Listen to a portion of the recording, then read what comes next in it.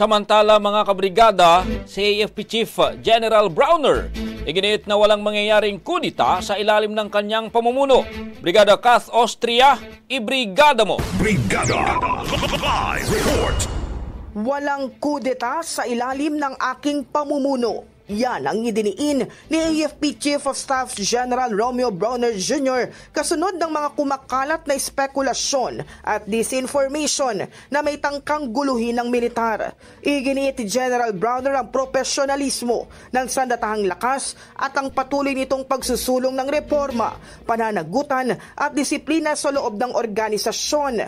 Buo rin anyang tiwala niya sa integridad, pagmamahal sa bayan at profesionalismo ng mga sundalo. Binalaan ng AFP Chief ang mga patuloy na nagpapakalat ng disinformation dahil ang mga ganitong hakbang ay sumisira sa institusyong nagsisilbing tagapagtanggol ng bayan.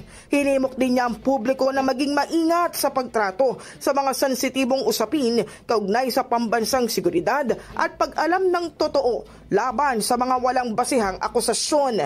Muli rin niyang pinagtibay ang pangunahing misyon ng AFP sa pagtatanggol sa mamamayan, pagpapanatili ng kapayapaan at pagbabantay sa bayan.